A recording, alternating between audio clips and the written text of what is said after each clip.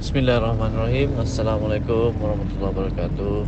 Salam sejahtera saya ucapkan kepada seluruh warga grup. Bersyukur kepada Allah Subhanahu Wa Taala di atas limpah kurnia, rahmat, nikmat dan juga barakah darinya. Dan bersolat kita sekali lagi sungguh pun melalui udara. Selawat dan salam buat junjungan besar kita Muhammad Rasulullah, kekasih Allah seluruh sekalian alam. Terima kasih diucapkan kepada para guru, para guru terdahulu, serta kepada kedua ibu bapa. Tidak sekali-kali kita melupakan. Tanpa mereka, siapalah kita di dunia ini. Ananda Syahril berkalam daripada Bandaraya Johor Bahru. Hadiran anda pada pagi yang berbahagia ini adalah semata-mata ingin berkongsi pandangan, ingin berkongsi pendapat tentang persoalan yang diutarakan oleh sahabat kita. Persoalan yang berbunyi, di dalam kita meniti ilmu yang empat, iaitu ilmu syariat, tarikat, hakikat dan makrifat, maka datanglah kefahaman yang empat, iaitu zat, sifat, asma' dan juga af'al. Jadi persoalannya, manakah duduk, manakah letak parkingnya di dalam diri? Manakah duduk, manakah letak parkingnya di dalam diri berkenaan dengan zat, sifat, asma' dan af'al itu tadi. Baik, kita perlu menyentuh beberapa perkara untuk sampai kepada satu rumusan. Baik, pertamanya saya ingin menyentuh berkenaan dengan bab ilmu. Ya. Baik, muslimin muslimat yang dirahmati Allah, sedang mendengar yang budiman sekalian. Adapun ilmu ini adalah perkara yang dituntut oleh Allah SWT. Ia merupakan di dalam kita beragama, dia dikategorikan sebagai kategori fardu ain. Fardu ain. Apa arti fardu ain? Fardu ain ni adalah sesuatu yang wajib bagi setiap seorang di antara kita. Jadi kita ni dituntut oleh baginda Nabi Rasulullah kita, menyarankan kepada kita agar tuntutlah ilmu walaupun sehingga ke negeri China. Ya. Jadi tuntut ilmu ini wajib. Tak kisahlah ianya ilmu syariat, tarikat, hakikat maupun makrifat, ini wajib. Walau sebagaimana payah sekalipun, wajib untuk kita menuntutnya, belajarnya. Sungguh pun tak sampailah ke makrifat, kita tetap kena berusaha untuk mempelajarinya. Ya, tetap kena berusaha untuk mempelajarinya. Itu satu perkara yang ingin saya sentuh. Okay. Masuk kepada perkara kedua, berkenaan dengan zat, sifat, asma' dan af'al. Mana yang hendak kita parking, mana yang hendak kita letak, mana hendak kita dudukkan di atas diri kita. Baik, muslimin muslimat yang dirahmati Allah, sedang pendengar yang beriman sekalian. Sebelum kita lanjutkan lagi, saya ingin menyingkap sedikit, mengajak sahabat-sahabat ke belakang sedikit, iaitu bagaimana cara untuk kita mengukur hak kita dan juga hak Allah Subhanahu Wa Taala. Saya memberi contoh, seumpamanya kita nak mengukur tanah kita. Kita ada tanah, kita nak ukur seluas mana tanah kita. Jadi apakah kaedah, apakah metod untuk kita mengukur tanah kita ni? Jadi untuk kita mengukur tanah kita, keluasan tanah kita, hendaklah kita mengukur tanah kita, keluasan tanah kita, bukan tanah orang lain. Kita ukur siap-siap tanah kita, lebarnya seberapa, panjangnya seberapa. Dapatlah ukuran tanah kita. Tak perlu kita nak ukur tanah orang.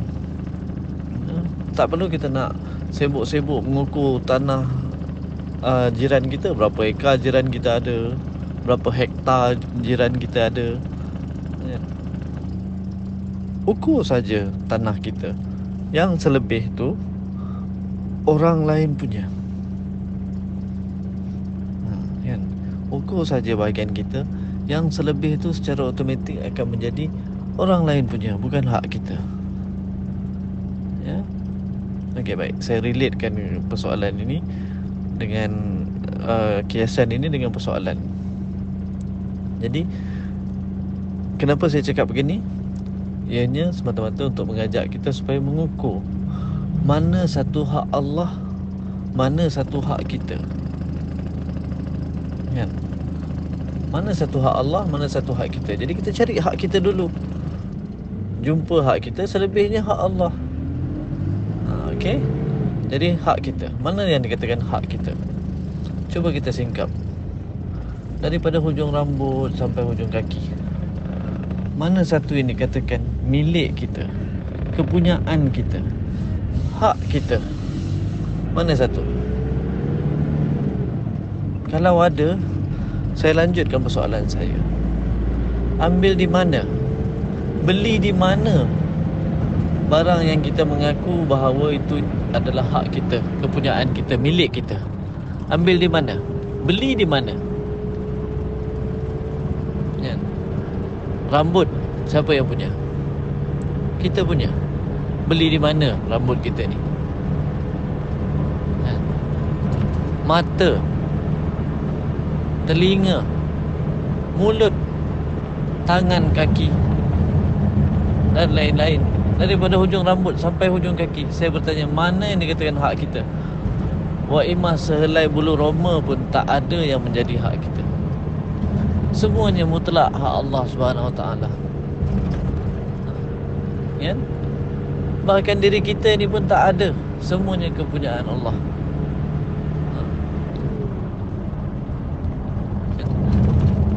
Mana diri kita?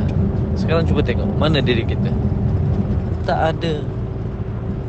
Yang ada hanya Allah. Dan kita sekarang ni dalam pengajian hakikat, kan? Dalam pengajian hakikat. Jadi saya membawa sahabat-sahabat menyuluh melalui suluhan ilmu hakikat. Pada suluhan ilmu syariat, ya memanglah adalah letak-meletak ni. Kerana pengajian syariat ni mewujudkan dirinya, kan? Dia mengatakan bahawa kita ini diadakan, diri-diri kita ini diadakan oleh Allah Subhanahu Wa Taala. Maka adalah tempat dia orang nak letak, kan? Nak letak pada diri lah, nak letak pada tubuh lah. Biarlah. Itu pandangan ilmu syariat, kan? Itu pandangan melalui suluhan ilmu syariat.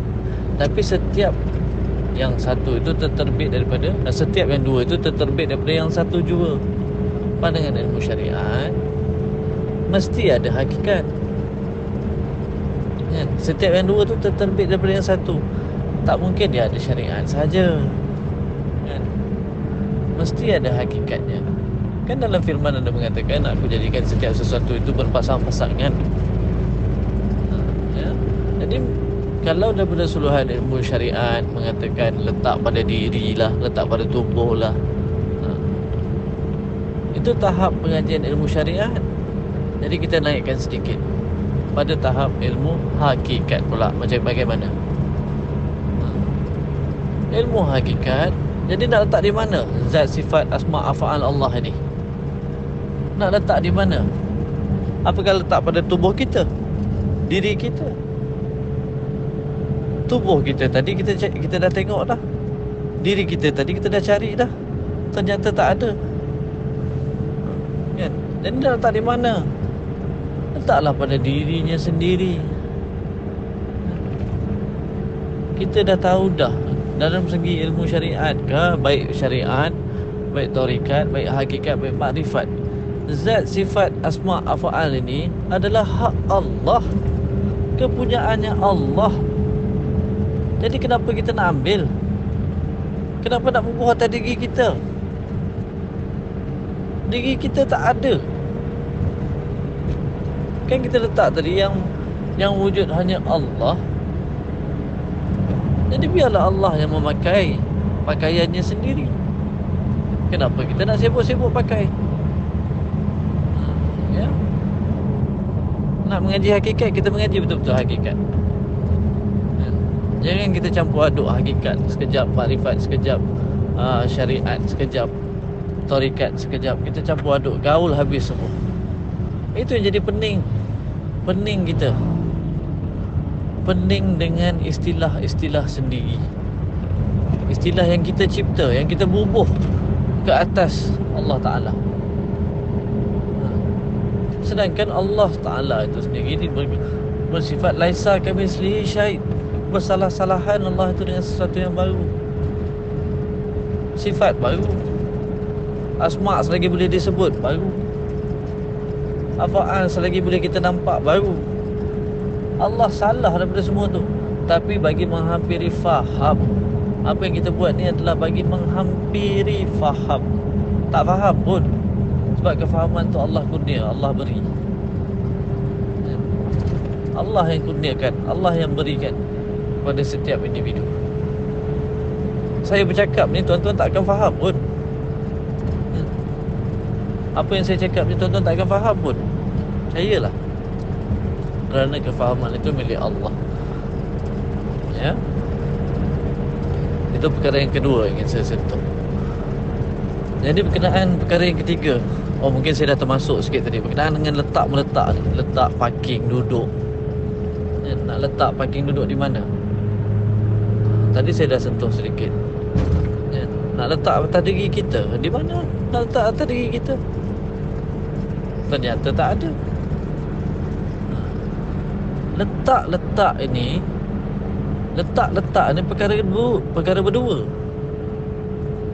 Perkara dua. Kalau perkara satu, nak letak di mana barang yang satu?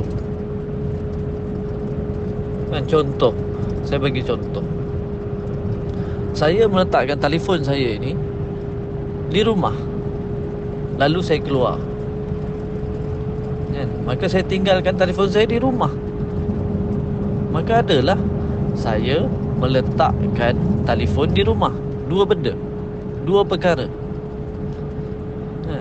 saya dan juga telefon. Lepas tu ada pula tempatnya, rumah. Nampak tak apa yang nak saya sampaikan? Letak-letak ni perkara dua, perkara tiga, perkara empat. Banyak perkara yang banyak. Boleh kita letak, boleh kita parking. Tapi kalau benda yang satu, perkara yang satu, seumpamanya diri kita ini, nak letak di mana diri kita ini? Letak di rumah, ya ada di rumah. Kemana saja kita pergi, di situlah tempat letaknya. Sebab barang yang satu, nak letak macam mana diri kita? Di rumah lah, di ruang tamu lah. Wa huwa ma'akum aina ma kuntum. Dan aku berserta di mana saja kamu berada. Tidakkah Allah itu meliputi seluruh sekian alam? Jadi nak letak di mana? Timur dan barat kepunyaanku. Ya? Fa aina ma tuwallu fa sama wajhullah. Barang kemana kamu hadap, semua itu aku. Nak letak di mana barang yang satu? Jadi letak-letak ni artinya macam kita meninggalkan. Kita letak dan kita tinggalkan. Jadi diri kita ni nak letak macam mana, nak tinggalkan macam mana. Ya. Jadi begitulah yang dapat saya kongsikan. Sebab ilmu pengajian ilmu hakikat, pengajian ilmu makrifat ni, ianya tak ada jawapan pun, melainkan persoalan itu dia akan dijawab dengan soalan itu sendiri. Sebab kita ni makhluk tak mampu nak bagi jawapan. Ilmu itu milik Allah. Tak mampu saya nak bagi sahabat-sahabat faham. Jadi saya sekadar melontarkan persoalan demi persoalan, dan kefahaman itu yang akan Allah isi kepada persoalan yang tuan-tuan dapat. Jadi biarlah Allah itu berkata-kata dengan caranya. Saya sudahi dulu. Wabillahi taufiq wa hidayah. Assalamualaikum warahmatullahi wabarakatuh. Amin daripada saya, Syahrir Berkalam daripada Bandar Raya Johor Bahru. Amin. Ananda yang dikasihi, guru yang akan mewarisi ilmu untuk kenali di masa yang akan datang. Dalam perkara ini, Ananda harus menjawab sebegini. Pertama, mengenai syariat, tarikat, hakikat, makrifat itu adalah ilmu di dalam hukum syarak kita. Wajib kita tuntut. Bagi yang sudah akil balik, kemudian ilmu ini harus kita tuntut setakat mana yang kita mampu, setakat mana dianugerahkan kefahaman oleh Allah Subhanahu wa taala. Kita belajar menjadi tuntutan agama kita, menuntutlah ilmu sehingga ke negeri China sekalipun. Jadi kita tuntut ilmu sekalipun tak sampai ke negeri China, sekalipun tak sampai ke makrifat, janji kita belajar, berusaha belajar. Dan sekarang ini pun kita sedang berusaha belajar. Itulah tangga syariat, tarikat, hakikat, makrifat di atas diri kita. Menjadi tanggungjawab,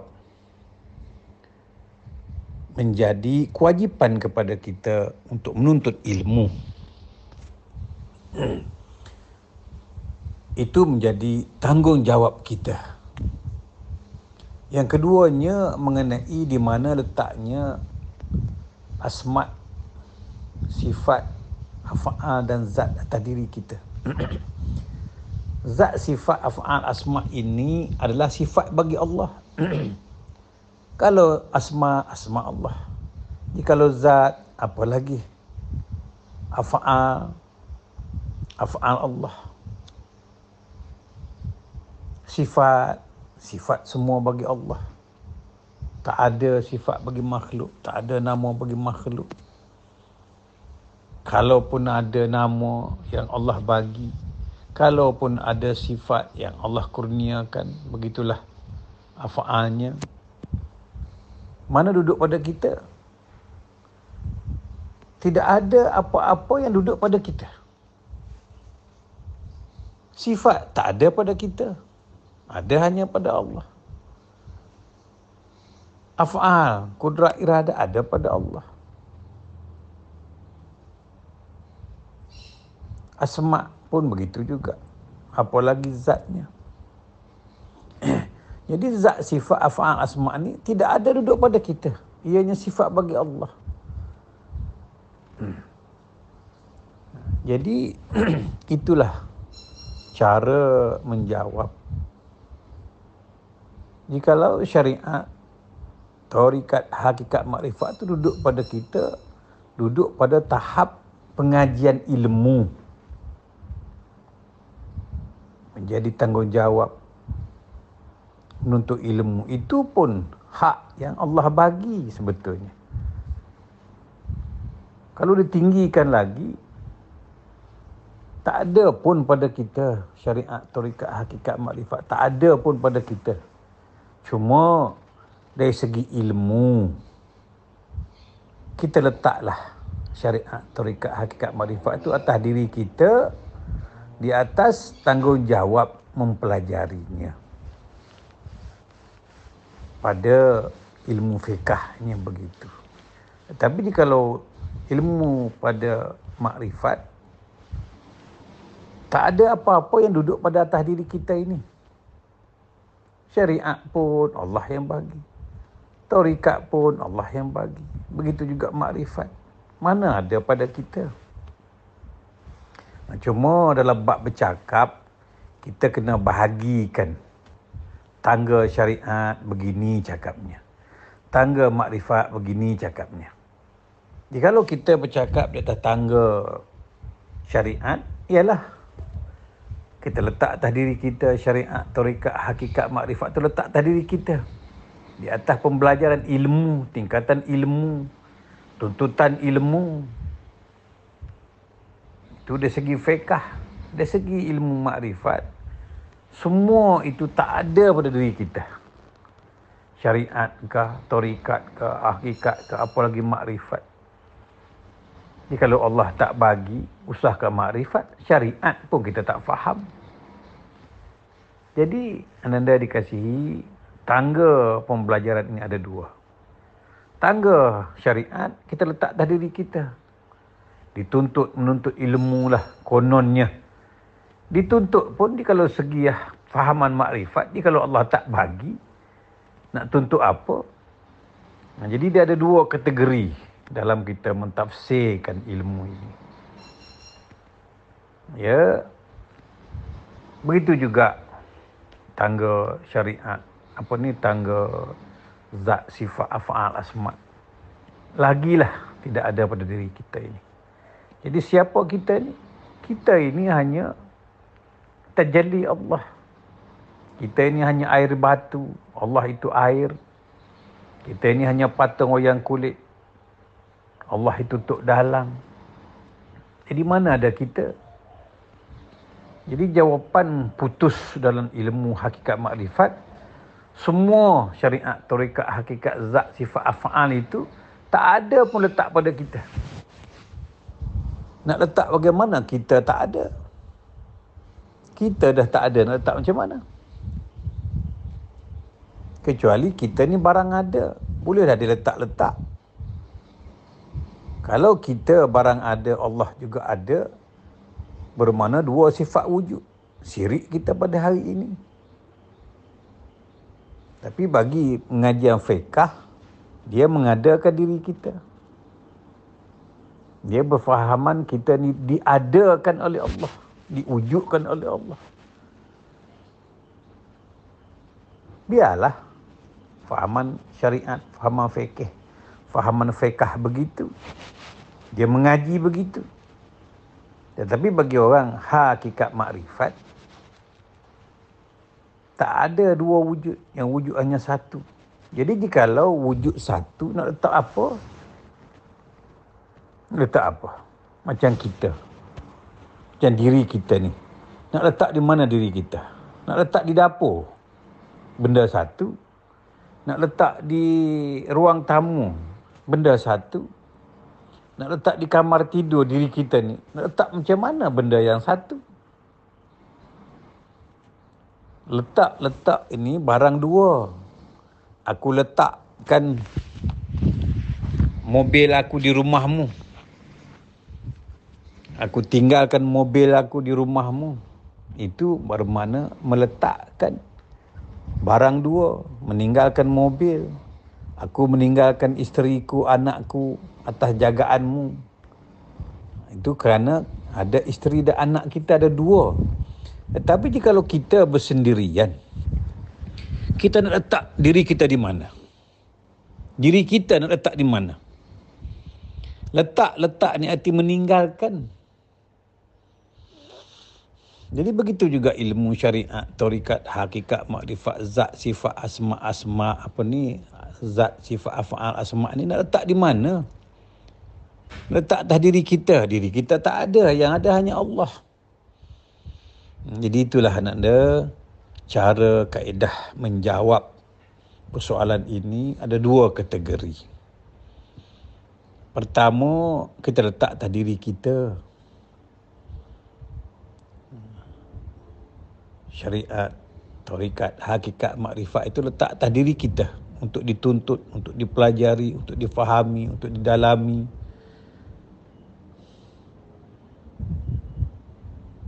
Begitu juga zat, sifat, af'al, asma letak atas diri kita.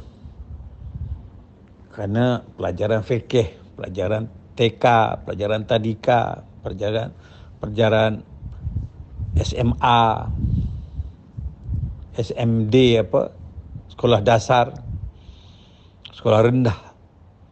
Tapi apabila kita belajar sekolah menengah, sekolah tinggi, universitas, tak ada lagi letak meletak. Itu saja anda yang dikasihi. sebagai pedoman untuk menjawab persoalan yang ditimbulkan. Apa persoalan sekalipun, ada kulit, ada isinya. Rasulullah bagi contoh, ada kulit, ada isinya. Perkara haji yang Rasulullah tunjuk, tawaf lah, syair lah, melontar lah, itu perkara kulit. Di sebalik kulit ada isinya. Apa tujuan melontar, maksud melontar. Apa maksud tawaf, tujuan tawaf, syair, wukuf. Ada artinya. Kalau kita mengaji fiqh, ya pergi haji, pusing-pusing Kaabah, balik ya haji. Itu fiqhnya. Tetapi bagi orang hakikat makrifat, sekalipun tak ke tanah suci, tetap haji mabrur. Begitu juga apa arti korban.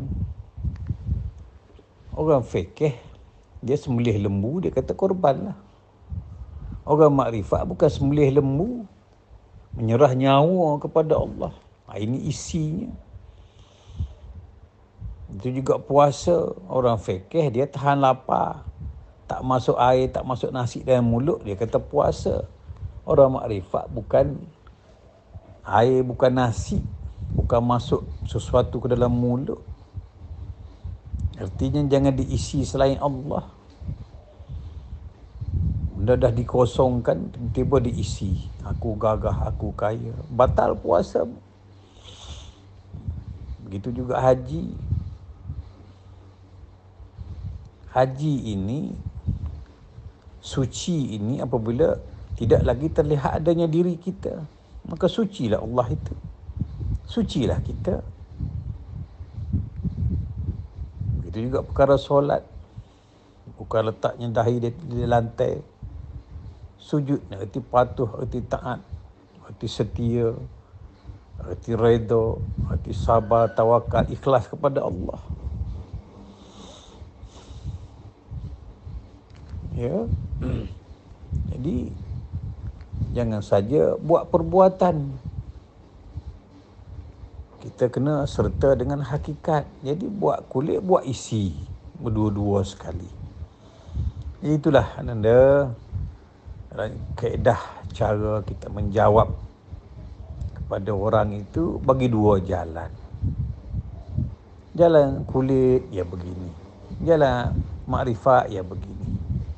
Itu sajalah ayanda sudahi dengan wabillahi taufiq wa hidayah. Wassalamualaikum warahmatullahi wabarakatuh.